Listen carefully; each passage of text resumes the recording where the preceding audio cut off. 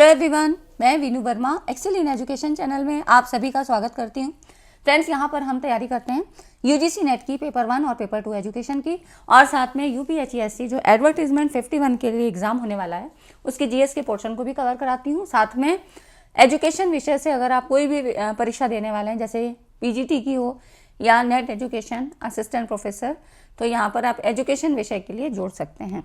तो जीएस के पोर्शन में हमारी जो सीरीज़ है वो चल रही है, जिसमें आपको करंट अफेयर्स भी पढ़ाया जा रहा है और साथ में जो भी यूनिट्स हैं आपकी जीएस के पोर्शन में वो सब कवर करा रहे हैं। तो आज की इस वीडियो में हम लोग यूनिट 5 आपकी भारतीय इतिहास एवं भूगोल, इसमें आपके इंपॉर्टेंट कॉन्सेप्ट्स को समझेंगे। क्योंकि देखिए, कहीं पर भी आपका कुछ मेंशन नहीं है कि आपको कितनी चीज़ें पढ़नी है, क्या पढ़ना है, लेकिन क्वेश्चंस आपके पूछे जाते हैं। तो इंपॉर्टेंट कॉन्सेप्ट्स के तौर पे, वैसे भी हिस्ट्री, आज की इस वीडियो में मैं हिस्ट्री वाला पोर्शन कवर करूंगी, ठीक है। ये यूनिट का पूरा नाम है जो आपका भारतीय इतिहास एवं भूगोल है, लेकिन इसमें हम हिस्ट्री वाले पोर्शन को कवर करेंगे जो इंपॉर्टेंट कॉन्सेप्ट्स हैं। तो सभी का इस चैनल पर स्वागत है और टेलीग्राम चैनल को जरूर ज्वाइन कर लीजिए। वहाँ पर मैं इंपॉर्टेंट चीज़ें जो भी हैं वो आपको डाल रही हूँ, ठीक है। पीडीएफ है, जैसे कि किसी बुक की है, किसी अदर सब्जेक्ट की है, तो वो भी मैं आपको दे देती हूँ, क्योंकि यहाँ पर तो बहुत सारे सब्जेक्ट के, अदर सब्जेक्ट के भी लोग जुड़े हुए हैं। तो उन सबों की सुविधाओं के लिए, तो जैसे कि आप असिस्टेंट प्रोफेसर की एग्ज़ाम की तैयारी कर रहे हैं, सब्जेक्ट वाइज है, तो आप क्या है, जैसे आपका इकोनॉमिक्स है या कुछ है, तो यूजीसी नेट वाले क्वेश्चंस को भी आपको सॉल्व करना चाहिए, ठीक है। तो आपको दोनों तरफ हेल्प हो जाएगी कि आप कोई भी एग्जाम देने वाले हैं, पीजीटी वगैरह में भी, तो आप वहाँ पे भी हेल्प होगा, और असिस्टेंट प्रोफेसर और यूजीसी नेट, सारी चीज़ें आपके सब्जेक्ट को लेकर एक साथ कवर हो जाएंगी। तो सभी लोगों का इस चैनल पर स्वागत है। देखिए, जो आपके क्वेश्चन पूछे जा रहे हैं ना, वो किस तरीके से हैं। ये क्वेश्चन आपके 2021 के एग्जाम में पूछे गए हैं। कैसे क्वेश्चन थे? बौद्ध शिक्षा प्रणाली में निम्नलिखित में से कौन शिक्षण का माध्यम था? तो यहाँ पर देखिए, पाली भाषा है ना। यह आपके 30 अक्टूबर 2021 के एग्जाम में पूछा गया है। ऐसे क्वेश्चंस के पैटर्न है, मतलब ये मैंने आपको खाली दिखाने के लिए लिया है कि पूरे क्वेश्चन तो मैंने अलग आपको करवा रखे हैं वीडियोज़ में, उनको आप देख लीजिए। प्लेलिस्ट में चीज़ें दी हुई हैं, आप देखिए वहाँ पर, और सबकी सेगमेंट वाइज जो है प्लेलिस्ट बनी हुई है, तो आप वहाँ देख सकते हैं। नेक्स्ट आप देखो क्वेश्चन कैसा पूछा गया था। प्रसिद्ध सित्तनवासल है ना, कैसा अजीब नाम है। इसकी गुफाएं निम्नलिखित में से किस राज्य में स्थित हैं? तो ये है तमिलनाडु, ठीक है। आंसर मैंने इसलिए दे दिया है कि आप लोग देख लीजिए। देखिए, जो सित्तनवासल की गुफाएं हैं तमिलनाडु राज्य में हैं। ये गुफाएं जैन धर्म से संबंधित हैं। अब आप जब जैन धर्म पूरा पढ़ोगे ना, और उसमें भी खास चीज़ें, हमें पूरी हिस्ट्री का पूरा पोर्शन नहीं कवर करना है ना, कोई हम पीसीएस के या किसी और एग्जाम की नहीं तैयारी कर रहे हैं हायर लेवल में, हम यहाँ पर जीएस के पोर्शन को कवर कर रहे हैं। तो उसमें आपको क्या चीज़ें पढ़नी है, एग्जाम ओरिएंटेड, उन चीज़ों को पढ़ना है। अब देखिए, यहाँ विविध जैन तीर्थंकरों, अर्धनारीश्वर एवं पल्लव शासक महेंद्र वर्मन तथा उनकी रानी का चित्र प्राप्त होता है। मतलब ये भी आपको पता होना चाहिए किस तरह से संबंधित है, किन चीज़ों से संबंधित है। तो जैन धर्म से संबंधित कला का प्रारंभिक उदाहरण यहीं से प्राप्त हुआ है, और इस गुफाओं की खोज जो है फ्रांसीसी शोधकर्ता दुर्बिल ने की थी। तो ये इसका एक डिटेल है कि ये सारी कुछ चीज़ें किस तरह से पूछी जा सकती हैं, नेक्स्ट टाइम आपसे कैसे पूछा जा सकता है ना। तो ये आपको जैन धर्म, मतलब जैन धर्म हमको पूरा पढ़ना है। तो जो प्रमुख धार्मिक आंदोलन थे वो आपको यहाँ पर मैं थोड़े से कवर कराऊंगी, जिसमें कि बौद्ध धर्म, जैन धर्म, शैव और वैष्णव, है ना। तो इन चीज़ों का थोड़ा थोड़ा हम हाईलाइट चीज़ों को कवर करेंगे। अब देखिए, जो 6ठी शताब्दी में धार्मिक आंदोलन हुए थे, उनमें मैंने आपको बताया ना, बौद्ध धर्म, जैन धर्म, शैव और वैष्णव। तो इन चीज़ों के बारे में थोड़ा सा हम पढ़ लेंगे, जिससे कि क्वेश्चन आने की संभावना होती है और क्वेश्चन बने भी हैं। तो यहाँ मैंने क्वेश्चन नहीं लिए हैं, क्योंकि फिर वीडियो बहुत लंबी हो जाती है, और क्वेश्चंस की वीडियो मैंने अलग आपको बना के दिए हैं, तो उन वीडियोज़ को देख लीजिए। बाकी प्लेलिस्ट अपडेट कर दी जाएंगी, लगातार आपको वीडियोज़ मिल रही हैं, तो अभी उनमें अपडेट नहीं हो पाया है, क्योंकि काफ़ी काम रहता है मेरे पास भी। तो इस तरह से वो आपको दे दिया जाएगा। नहीं तो आप लोग जो है चैनल सेक्शन में जाके आप वहाँ पर वीडियोज़, तो सारी ऑल वीडियोज़ हैं वो आपके सामने आ जाएंगी, उनको आप देख लीजिए, या टेलीग्राम पे भी हर दिन मैं डाल देती हूँ, तो वहाँ पर भी आप देखिए। तो टेलीग्राम चैनल को ज़रूर ज्वाइन कर लें, ठीक है। अब देखिए, यहाँ पे बौद्ध धर्म की बात करें तो कपिल, जो गौतम बुद्ध थे, इसके संस्थापक माने जाते हैं। तो कपिलवस्तु का जो गौतम बुद्ध का जन्म हुआ था कपिलवस्तु के निकट लुम्बिनी में हुआ था, ठीक है। कब हुआ था? 563 ईसा पूर्व। तो क्या क्या चीज़ें आपको याद रखनी, क्योंकि ऐसे ही छोटे छोटे क्वेश्चन आपसे पूछे जाते हैं। तो बौद्ध धर्म के जो फाउंडर थे वो कौन है? गौतम बुद्ध हैं। इनका जन्म कपिलवस्तु के निकट लुम्बिनी में हुआ था 563 ईसा पूर्व। इनके पिता शुद्धोधन और माता माया देवी, ठीक है। ये आपको पता होना चाहिए किस जो है वंश से थे, तो ये शाक के गण के प्रधान थे। और जो माता थी अथवा माया देवी अथवा महामाया कोली गणराज, कोली वंश की कन्या थी। ठीक है, तो बस एक एक बार देख लेने से ये चीज़ें आपको याद रहेंगी। इनके बचपन का नाम क्या था? सिद्धार्थ था। ये क्वेश्चन आपसे पूछा जा सकता है। बुद्ध के जीवन में 4 दृश्यों का अत्यधिक प्रभाव पड़ा था। कौन कौन से? इन्होंने वृद्ध व्यक्ति को देखा था तो इनका मन विचलित हो चुका था, बीमार व्यक्ति को देखा, फिर मृतक को देखा और एक सन्यासी को देखा था। तो इस तरह से इन्होंने कुछ अपने जीवन काल में ऐसी घटनाएं देखी। ये हमने बहुत छोटे क्लासेस में पढ़ रखी हैं, लेकिन इनको अभी मैं यहाँ इतना डिटेल में नहीं जा रही हूँ। ठीक है, अब देखिए इनकी प्रमुख मान्यताएं क्या है कि बौद्ध धर्म की प्रमुख मान्यताएं क्या है। बौद्ध दर्शन क्षणिकवादी है। ठीक है, अंतः शुद्धिवादी, तो इनके अनुसार सभी संस्कार की वह धर्मा है ना, तो अप्रमोद के साथ मोक्ष का संपादन करें। ठीक है, ये इनकी मान्यता थी। बौद्ध दर्शन नितांत कर्मवादी है। कर्म का मतलब कायिक, वाचिक और मानसिक चेष्टाओं से है। बौद्ध दर्शन अनीश्वरवादी है। बौद्ध धर्म का पुनर्जन्म में विश्वास है, तो ये पुनर्जन्म में विश्वास रखता है। ठीक है, तो ये कुछ चीज़ें हैं जो आपको जाननी चाहिए बौद्ध धर्म और जैन धर्म में। बौद्ध धर्म और जैन धर्म में कुछ समानताएं और असमानताएं भी होती हैं, तो वो चीज़ें मैं आगे आपको करवाती चलूँगी। ठीक है, तो ये हो गया आपका। अब देखिए बुद्ध ने सांसारिक दुखों के संबंध में 4 आर्य सत्य, तो ये आपको जरूर याद रहना चाहिए। 4 आर्य सत्य कौन से हैं? कभी आपको ऐसे भी ऑप्शन में दे दिया जाए, एक चौथा आपको कुछ और दे दिया जाए, उसमें कहा जाए कि ये कौन सा नहीं है या कौन सा है ना, तो इसमें आपको पता होना चाहिए। दुख समुदाय, दुख निरोध गामिनी प्रतिपदा। ठीक है, ये 4 आर्य सत्य हैं। दुख है, दुख का कारण है, दुख का मतलब निरोध किया जा सकता है, दुख को कम किया जा सकता है, और उसको जो है कम करने के क्या मार्ग हैं, है ना। तो ये हो गया आपके 4 आर्य सत्य जिनका उपदेश उन्होंने दिया था महात्मा बुद्ध जी ने। इतनी चीज़ें समझ में आई तो वीडियो को लाइक एंड शेयर ज़रूर कर दिया करिए। लाइक करने वालों की संख्या तो बहुत कम होती है। ठीक है, तो वीडियो को ज़्यादा से ज़्यादा लाइक किया करिए ताकि मुझे भी लगे कि मेरी मेहनत को सराहा जा रहा है ना। अगर मोटिवेशन नहीं मिलता है तो फिर मेरा भी तो मन वो हो जाता है ना, कि मेरा मन भी हर्ट होता है, मुझे भी दुख लगता है कि मेहनत को मतलब वो चीज़ नहीं मिल रही है जो डिज़र्व करती हूँ, है ना। तो आप लोग वीडियो को लाइक एंड शेयर ज़रूर किया करिए। नेक्स्ट देखिए, बौद्ध धर्म में त्रिपिटक की रचना की गई थी। ये त्रिपिटक हैं, यहाँ पर 3 जो है इन्होंने त्रिपिटक मतलब 3 इन्होंने बताए थे, विनय पिटक, सूत्र पिटक, अभिधम्म पिटक। ठीक है, अब देखिए इसमें क्या है इनका जो स्वरूप है। तो विनय पिटक क्या है? पिटकों में लघुतम है, छोटा है। सूत्र पिटक बृहत्तम है और अभिधम्म पिटकों में मध्यम है। ठीक है, अब इसमें क्या है, ये कुछ मतलब इसमें क्या है कि उपदेशों का संकलन किया गया है। जैसे कि विनय पिटक है तो बौद्ध संघ के आचार विचार और नियम निषेध का संकलन है। इसमें कुछ उनके नियम कानून बताए गए हैं। तो विनय पिटक इससे संबंधित है, आचार विचार और नियम से।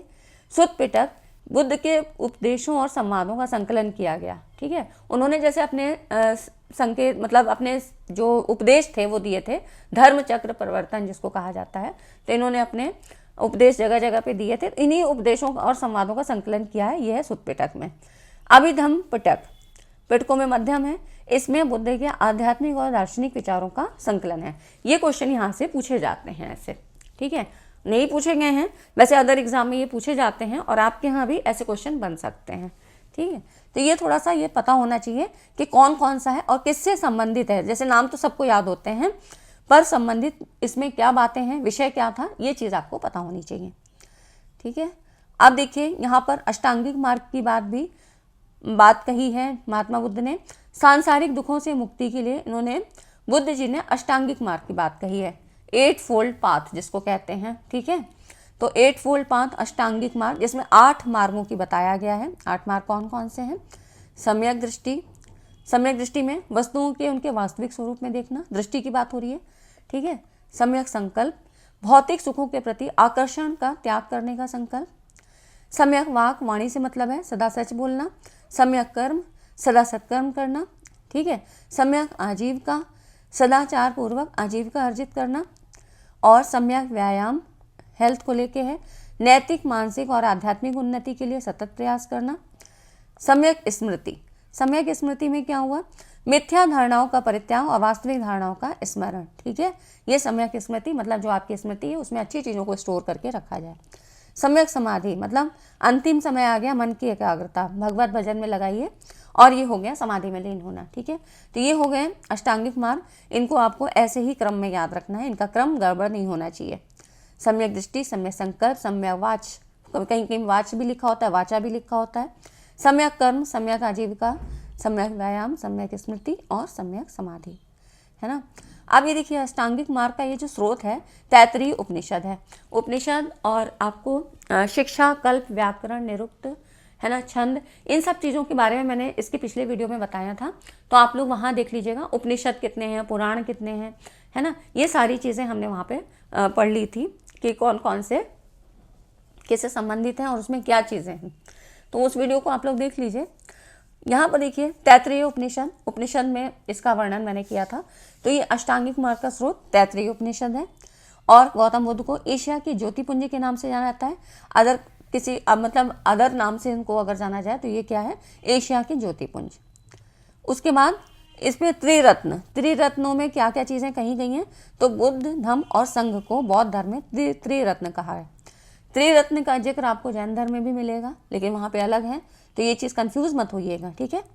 यहाँ पर हम बुद्ध, धम्म और संघ को बौद्ध धर्म में त्रिरत्न कहा गया। उसके बाद चतुर्थ बौद्ध संगीति के बाद बौद्ध धर्म दो भागों हीनयान और महायान में बट गया, हीनयान, महायान, ठीक है। तो इस तरह से ये दो, बाकी डिटेल बहुत जाएंगे तो वो तो अलग चीज़ हो जाती है, तो ये हीनयान, महायान याद रखिएगा। उसके बाद कई बार क्वेश्चन आपके इस टेबल से भी बनते हैं, बुद्ध के जीवन की घटनाओं में क्या क्या जो घटना है किसका प्रतीक है, जैसे कि गर्भ, यहाँ पर हाथी है ना, इसका प्रतीक हाथी है। जन्म, ये है कमल से संबंधित है। यौवन, ये है सांड। गृह त्याग, महाभिनिष्क्रमण इसको कहा गया। तो कई बार आपको महाभिनिष्क्रमण ऐसे भी पूछ लेता है किससे संबंधित है, तो गृह त्याग से संबंधित है। जब उन्होंने घर छोड़ने का अपना डिसीजन ले लिया था, इसी को कहा गया महाभिनिष्क्रमण। ये घोड़ा, इसका जो प्रतीक है घोड़ा, है ना। तो ये थोड़ा सा याद रखिएगा कि किस तरह से कौन सी चीज़ें संबंधित हैं। ज्ञान प्राप्ति, जिसको संबोधि कहा गया, है ना, तो इनके उपनाम भी इसीलिए दिए गए हैं कि गृह त्याग, महाभिनिष्क्रमण, देखिए कुछ चीज़ें हैं ना जो आपको ये पता होनी चाहिए, जैसे कि ये इम्पॉर्टेंट है ना, ये महाभिनिष्क्रमण, महापरिनिर्वाण, ये भी इम्पॉर्टेंट है। धर्म चक्र प्रवर्तन, ठीक है, तो ये कुछ वर्ड्स आपको पता होने चाहिए। ज्ञान प्राप्ति कहाँ पे हुआ था, बोधि वृक्ष, पीपल का पेड़ है, बोधि वृक्ष इसको कहा। समृद्धि शेर से संबंधित है, इसका जो प्रतीक है शेर। प्रथम जो प्रवचन दिया था धर्म चक्र प्रवर्तन, इसमें चक्र से इसको दर्शाया गया, प्रतीक इसका चक्र था। निर्वाण, है ना, तो यहाँ पे पद चिन्ह, ठीक है। मृत्यु मतलब महापरिनिर्वाण, इसको स्तूप से दिखाया गया। तो ये इसके बुद्ध के जीवन की जो घटनाएं थी उनको इन प्रतीक चिन्हों के द्वारा दिखाया गया, ठीक है। तो ये चीज़ें आपको पता होना चाहिए कि कौन सी जो उपनाम है, जैसे अगर आपसे पूछ ले महापरिनिर्वाण क्या है, तो मृत्यु से संबंधित है, इसको स्तूप से दिखाया गया, ठीक है। तो ये हो गए बुद्ध की जीवन की घटनाएं। उसके बाद आता है जैन धर्म। इतनी चीज़ें समझ में आई, कहीं कोई प्रॉब्लम हो तो आप लोग प्लीज़ कमेंट करके बताइएगा, मैं उसको और समझाने की कोशिश करूँगी। वैसे मुझे जितना आता था मैंने अपनी तरफ से पूरी कोशिश की है, लेकिन फिर भी आप लोग भी पढ़ रहे हैं, आपको भी कुछ चीज़ें पता है। अगर आपको लगता है तो कहीं, अगर आपको लगता है कि और थोड़ा सा बताइए या और कहीं कुछ कमी रह गई तो आप लोग प्लीज़ कमेंट करके बताइए, ठीक है। नेक्स्ट देखिए आप जैन धर्म। जैन धर्म कैसे, जैन धर्म की स्थापना कैसे हुई, तो जैन धर्म को संगठित और विकसित करने का श्रेय वर्धमान महावीर को दिया जाता है ना। वे इस धर्म के संस्थापक नहीं थे, लेकिन इन्होंने इसको विकसित किया, इसके बारे में जागरूकता फैलाई, ठीक है। तो जैन धर्म की स्थापना का श्रेय जैनियों के प्रथम तीर्थंकर ऋषभदेव, इनको कहा जाता है। अब देखिए जैन धर्म में 24 तीर्थंकर माने गए हैं, ये भी आपको बताया जाएगा। तो देखिए जैन शब्द संस्कृत के जिन शब्द से बना है, जिसका अर्थ है विजेता, ठीक है। इस शब्द से इसकी उत्पत्ति हुई है, जिन शब्द से। 24 तीर्थंकरों की बात की गई है, तो जिसमें आपको क्या क्या याद रखना है, तो पहले थे ऋषभदेव या आदिनाथ था, तो इन्हीं को प्रथम तीर्थंकर माना गया है। जैन धर्म की स्थापना का श्रेय जैनियों के प्रथम तीर्थंकर ऋषभदेव को कहा जाता है, ठीक है। महावीर कौन है, संगठित और विकसित करने का श्रेय है जैन धर्म को, ठीक है। तो ये हो गया आपका ऋषभदेव। और आपको 23वें पता होने चाहिए पार्श्वनाथ, और उसके बाद 24वें हैं महावीर स्वामी। तो ये 24 तीर्थंकर माने जाते हैं। बाकी हैं जो और हैं जितने, जैसे कि पहले ऋषभदेव हो गए या आदिनाथ इनको कहा, दूसरे अजितनाथ हैं, फिर संभवनाथ हैं, अभिनंदन हैं। तो इनके बाकी के बहुत ज़्यादा नाम याद रखने की ज़रूरत नहीं है, लेकिन मैंने आपको दे दिए हैं, जिसमें आपको जैसे कि 22वें पता होने चाहिए, नेमीनाथ है ना, या अरिष्ट नेमी जिनका, जैसे जिनका कुछ कुछ उपनाम भी दिया हुआ है, वो थोड़ा सा एक बार पढ़ लीजिएगा, है ना। उसके बाद 23वें आपके पार्श्वनाथ हैं। पार्श्वनाथ जैन धर्म के 23वें तीर्थंकर माने जाते हैं। इनका जन्म काशी वाराणसी में हुआ था, ठीक है। तो ये हो गए आपके 24 तीर्थंकर, जिसमें महावीर स्वामी 24वें हैं। तो पहले 23वें और 24वें, इनको जरूर याद रखिएगा। नेक्स्ट आप आते हैं, यहाँ पर देखिए 327 ईसा पूर्व के लगभग 72 वर्ष की आयु में, मतलब आयु में यहाँ पर राजगृह, जिसको राजगीर, इसके समीप पावापासी नामक स्थान पे महावीर स्वामी ने शरीर त्याग दिया। तो यही पूछा जाता है कि राजगृह, जो राजगीर है, यहाँ पर इन्होंने अपने शरीर का त्याग किया था। और इनका जो जन्म था वैशाली के निकट कुंडल ग्राम या कुंडलपुर में हुआ था। कब हुआ था? 599 में, ठीक है, ईसा पूर्व में। इनके पिता सिद्धार्थ, ठीक है, महावीर स्वामी के सिद्धार्थ ज्ञात्रक रीतियों के संघ के प्रधान थे। और इनकी माता का नाम क्या था? त्रिशला। और ये जो हैं त्रिशला अथवा विदेह दत्ता, है ना, वैशाली के लिच्छवी गणराज के प्रमुख चेटक की बहन थी। ये तो इनका इंट्रोडक्शन है। महावीर स्वामी के बचपन का नाम क्या था? वर्धमान। ऐसे ही छोटे छोटे क्वेश्चन आपसे पूछे जाएंगे। इनकी पत्नी का नाम यशोदा। ये किस गोत्र की कन्या थी? कुंडिन्य गोत्र की, ठीक है। इससे उन्हें एक पुत्री हुई जिसको अणोजा ऐसे नाम, प्रियदर्शना, ठीक है, ये इनका नाम है। अणोजा प्रियदर्शना नामक पुत्री उत्पन्न हुई। तो इनकी पुत्री का नाम हुआ, और जमाली इनके दामाद थे, ठीक है। अब देखिए जैन धर्म की प्रमुख मान्यताएं, तो इसमें अहिंसा पर विशेष बल दिया गया, ये इसकी खास बात है। इसमें कृषि और युद्ध में भाग लेने पर प्रतिबंध लगाया गया, ठीक। जैन धर्म पुनर्जन्म और कर्मवाद में विश्वास करता है। उनके अनुसार कर्मफल ही जन्म तथा मृत्यु का कारण है, ठीक है। तो बौद्ध धर्म की तरह जैन धर्म में वर्ण व्यवस्था की निंदा नहीं की गई है ना। अब जैन धर्म संसार की वास्तविकता को स्वीकार करता है, पर सृष्टिकर्ता के रूप में ईश्वर को नहीं स्वीकारता है, ठीक है। तो ये भी ईश्वर को नहीं मानता है। जैन धर्म में देवताओं के अस्तित्व को स्वीकार किया है, परंतु उनका स्थान जिन से नीचे रखा गया है। तो ये इसकी कुछ प्रमुख मान्यताएं थी जैन धर्म की, ठीक है ना। यहाँ से क्वेश्चन आपको मिलेंगे, तो ये वीडियो ज़रूर देखिएगा, और PDF वगैरह आपको मैं टेलीग्राम पे ही प्रोवाइड करूँगी।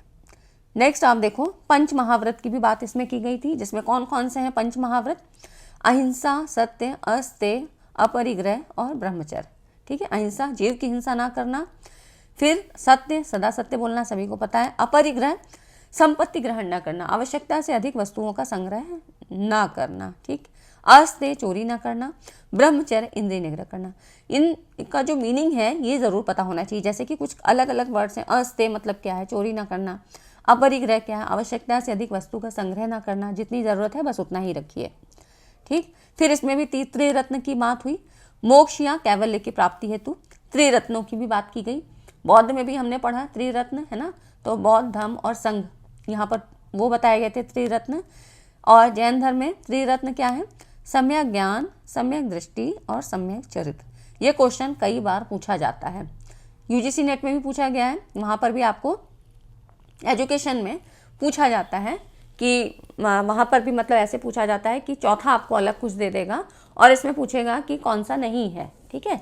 तो सम्यक दृष्टि, सम्यक ज्ञान और सम्यक चरित्र। सम्यक ज्ञान वास्तविक ज्ञान, सम्यक दर्शन सत्य में विश्वास, और सम्यक चरित्र इंद्रियों और कर्मों पर पूर्ण नियंत्रण, ठीक है। सम्यक चरित्र मतलब चरित्र या आचरण जितना अच्छा होगा, तो इंद्रियों पर नियंत्रण रखना जरूरी है, ठीक है। ये हो गए त्रिरत्न। जैन धर्म में अनंत चतुष्टय की भी बात हो गई है। अनंत चतुष्टय में अनंत ज्ञान, अनंत दर्शन, अनंत वीर और अनंत सुख, ये हैं अनंत चतुष्टय। तो अगर आपको इसी तरह के नाम ऐसे दे दिए जाएंगे तो ये चीज़ें आपको पता होना चाहिए। उसके बाद देखिए जैन संप्रदाय दो संप्रदायों में विभक्त हो गया। ये संप्रदाय थे श्वेतांबर एवं दिगंबर। बौद्ध धर्म में हमने पढ़ा हीनयान और महायान, यहाँ पर हैं श्वेतांबर और दिगंबर। स्थूल भद्र के अनुयायी श्वेतांबर कहलाए और भद्रबाहु के अनुयायी दिगंबर कहलाए, ठीक है। यापनी जैन धर्म का एक संप्रदाय है। ये सब देखिए वन लाइनर्स हैं, यहाँ पर इसीलिए कोई बहुत ज़्यादा समझाने की बात नहीं की है, लेकिन एक जगह कलेक्शन करने के लिए ये वीडियो मैंने आपके लिए तैयार की है, ठीक है। तो मेहनत को सराहते हुए वीडियो को लाइक एंड शेयर ज़रूर कर दिया करें। अब देखिए यहाँ पर महावीर स्वामी ने अपना उपदेश प्राकृत भाषा में दिया। ऐसे ही क्वेश्चन आपसे पूछा गया था, मैंने आपको पहली स्लाइड में दिखाया कि उसमें बौद्ध धर्म से संबंधित पूछा था, है ना।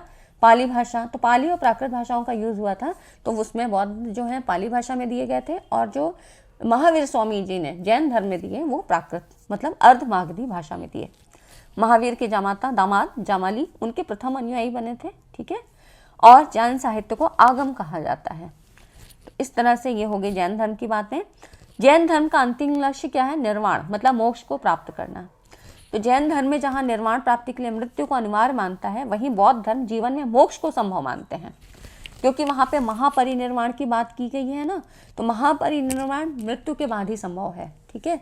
तो इस तरह से बौद्ध धर्म जीवन में मोक्ष को संभव मानते हैं, और लेकिन जैन धर्म बोलता है कि अंतिम लक्ष्य है निर्वाण मतलब मोक्ष प्राप्त करना, ठीक है।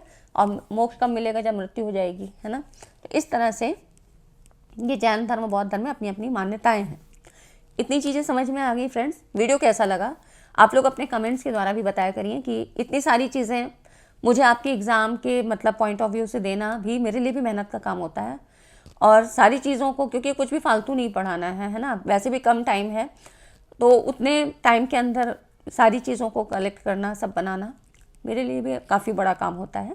तो वीडियो को लाइक एंड शेयर ज़रूर कर दिया करें, और जिससे और लोगों तक वीडियोस पहुँचें और उनकी भी हेल्प हो जाए, है ना। मेरा एक मकसद है कि मैं आप लोगों की जितनी ज़्यादा से ज़्यादा हेल्प कर सकूँ, और वो भी फ्री ऑफ कॉस्ट, है ना। कोई यहाँ से आप शुल्क नहीं आपको लिया जा रहा है, कोई भी आपसे शुल्क नहीं ले रहे हैं, कोई भी ऐसी फीस मैंने नहीं निर्धारित की है।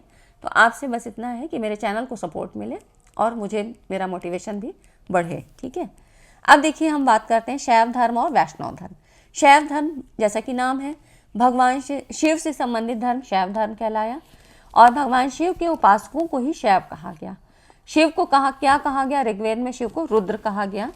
और मत्स्य पुराणों की भी मैंने नाम बताए थे आपको, 18 पुराणों की बात कही है, जिसमें कुछ पुराण बहुत जो है इम्पॉर्टेंट हैं। तो मत्स्य पुराण में लिंग पूजा का पहला स्पष्ट वर्णन किया गया है, ठीक है। तो ये शैव धर्म से संबंधित है। इसके अंतर्गत कुछ आपसे वो भी पूछे जाते हैं कि मंदिरों की कौन कौन से मंदिर का निर्माण किस राजा ने कराया था। तो ये आपके शैव और वैष्णव में आते हैं, ये हम अगली वीडियोज़ में कवर कर लेंगे प्रश्नों के माध्यम से, ठीक है। तो इस तरह से आज की वीडियो में थोड़ा सा हम खाली इंट्रोडक्शन दे रहे हैं, और जितना जैन और बौद्ध आपको ज़्यादा पढ़ना है वो मैंने आपको मैक्सिमम चीज़ें करवाती हैं। वैष्णव भागवत धर्म। वैष्णव धर्म का विकास भागवत धर्म से हुआ। इसके प्रवर्तक जो थे सातवत वंशी कृष्ण थे, ठीक है। ये हो गया वैष्णव। कृष्ण का उल्लेख सर्वप्रथम छांदोग्य उपनिषद में किया है। उन्हें देव के पुत्र एवं घोर अंगिरस का शिष्य बताया गया, और वासुदेव के पुत्र थे, तो इस कारण इनको वासुदेव कृष्ण भी कहा गया। तो ये वैष्णव संप्रदाय के लोग हैं, वैष्णव धर्म मानने वाले, ठीक है ना। तो ये हो गए आपके शैव और वैष्णव। मैंने इनका ज़्यादा डिटेल नहीं दिया है, ये हम अगली वीडियोस में और चीज़ें कवर कर लेंगे कि किस तरह के क्वेश्चन आपसे पूछेंगे, ठीक है। तो आज की वीडियो कैसी लगी? वीडियो अच्छी लगी तो लाइक एंड शेयर करिएगा, और इसी तरह के इंपॉर्टेंट कॉन्सेप्ट पे वीडियो मैं आपको देती रहूँगी। तो काफ़ी चीज़ें मैंने करवा दी हैं आपके जीएस के पोर्शन को, साथ में करेंट अफेयर भी करवा रही हूँ। तो आप लोग वीडियो को लाइक एंड शेयर जरूर कर लें, टेलीग्राम चैनल को ज्वाइन कर लें। उससे आपको एक तो वीडियो जब भी डलेगी तो आपको पता लग जाता है, वहाँ पर भी मैं डाल देती हूँ, और आपको सीक्वेंस वाइज सारी चीज़ें मिल जाएंगी। तो आज की वीडियो में इतना ही, मिलते हैं नेक्स्ट वीडियो में, तब तक चैनल पर जुड़े रहें। Thanks for watching this video.